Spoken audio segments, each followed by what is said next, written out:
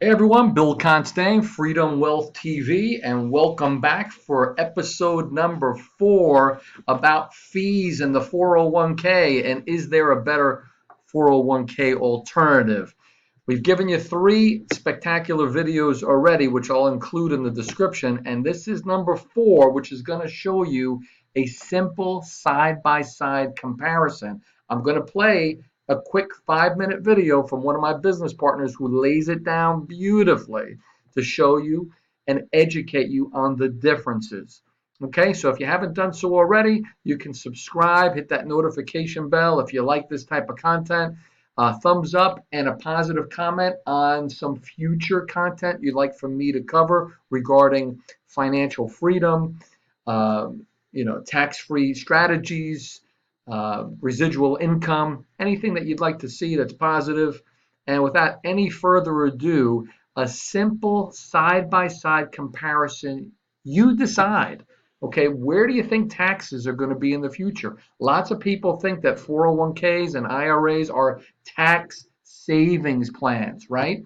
So they're tax deferred plans. What's a definition for deferred, or what's a synonym for deferred? Let me see a comment in the description. A synonym, right? A definition for deferred. What do you think?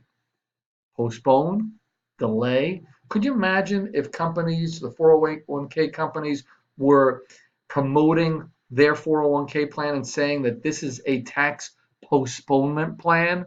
How many of you would line up around the block to sign up for that? Right? They talk about it very easily, like it's a tax savings plan. And even some of the CPAs, the accountants, may even slip and say, this is a tax savings plan. Look how much money that we're saving. Look how many tax dollars we're saving.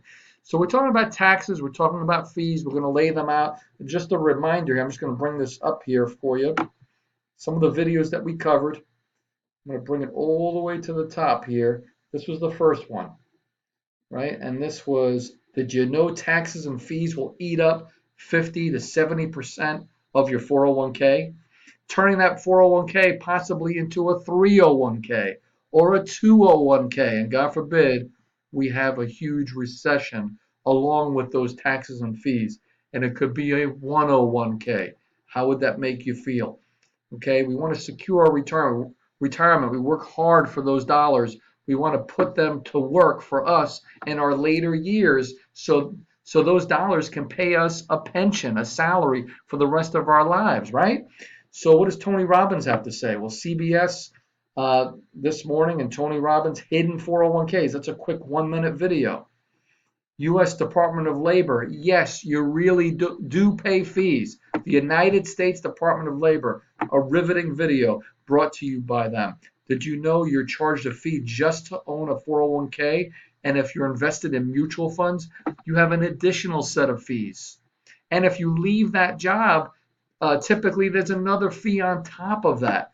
So they highlight a whole bunch of those fees. And what you don't know, this is video number 3, CBS 60 Minutes, Time Magazine, and Morning Joe, and PBS Frontline talk about the 401k problems we all face. So really cool, about a 6.5-minute video featuring all that. And now, a drum roll here, we're going to show you a simple side-by-side comparison, the 401k alternative, known as Section 7702 in the IRS tax code, which allows you to participate in a program that grows tax deferred, tax free, gives you all the benefits. Notice I said tax deferred and then tax free. Because of Section 7702 in the tax code, it allows us to do it legally and, of course, ethically. So let's bring this out to you here. And here we go. If you're watching this video, I have to guess that the information you just saw from CBS 60 Minutes, MSNBC Morning Joe, the editor of Time Magazine, and PBS Frontline have you wondering if your 401k, 403b, or IRA really is the best place to save for your retirement. In the next few minutes, I'm going to show you a side-by-side mathematical comparison of a 401k program versus the tax-free 401k alternative. Now, in the The mid-1980s, the alternative. U.S. Congress approved the 401k.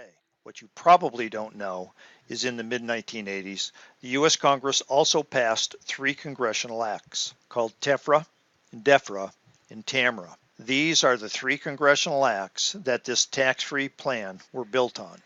The IRS also determined this program would be tax-free under IRS codes 7702 and 72E. Now, to make the most efficient use of your time, I'm going to show you a side-by-side comparison of a qualified plan versus the tax-free plan using an example of somebody that is currently 45 living until they are age 85. Before I get started on this presentation, I have to ask you this question. Which way do you think taxes are going to go between now and the time that you pass away? Good question, right? Well, we can see right here that over the past, the taxes have been quite high. Right now, they're very low. If you agree that taxes will probably go up, well, you know what? I agree with you as well. We're also going to show the rate of return on both of the programs at 7%, when in fact, over the past 15 years, the 401k type program only earned in the neighborhood of 2 to 4%, where the tax-free program, because it didn't lose any money, made 6.83%. Very quickly, this area up here is where we add in the basic information. This column right here is the qualified plan, which would be like a 401k or 403b or IRA. This column here would be the tax-free plan. And this yellow column is where we're going to do the comparison of the math for the 2 programs. In this presentation, we're going to show the annual contributions into the current plan at $13,000. If they took that money home, paid the 25% in taxes, they'd have $10,000 to go into the tax-free plan. At 7%, the tax-free plan is going to return $37,000 in tax-free income. The 401k type program is going to return the same net income, but it's going to have to take out $50,000, pay $12,000 in taxes to get the same $37,000 that the tax-free plan is going to provide. As you can see here in the middle, we're going to be looking at age 85. In addition to that, we're going to compare the cumulative taxes that they paid over their lifetime. The qualified plan paid $159,914. The tax-free plan only paid $70. The difference, a cost of $89,000. Number 2, cumulative fees paid. The 401k plan paid about $158,000. The tax-free plan only $73,000, with a savings of over $85,000. Their net income was only $479,000. They ran out of money at age 77, and they had nothing left for their heirs. With the tax-free program, they took home by age 85 $754,000. That's $274,000 of additional income. Again, at age 77, they had nothing to pass on to their heirs. With the tax-free program, they had $215,000 to pass on to their heirs. Altogether, they had a financial benefit of over $500,000 between the 2. Now, what if, during that period of time, or in retirement, what if their taxes actually did go up? What if they went from 25 to 35%? When I hit enter, watch the income change and watch the age that they ran out in their 401k go down. As you can see, with 10% increase, Painful. they're out of money at 75 on the 401k, and the tax-free Ouch. program That's has not how retirement supplied should over be.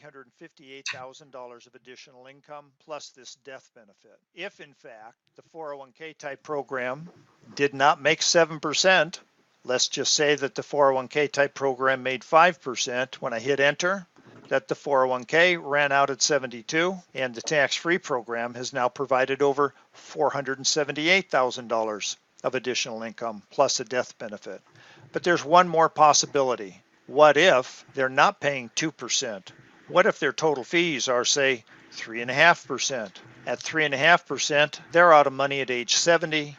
The tax-free plan has now provided over $536,000 of additional tax-free income and a death benefit of over $216,000. If the U.S. government has passed a law that allows you to save for retirement and take home tax-free income and provide your loved ones with a death benefit that's tax-free, why would you continue to put your money into a qualified plan that could be affected by increased taxes in the future, as well as future market crashes? If you'd like to see what your numbers would look like, please call the person back that sent you to this website and tell them you would like to have an analysis of your 401k, 403b, or IRA and compare it to the tax-free plan. All right, well, there we go. You heard it yourself. So what do you think, ladies and gentlemen?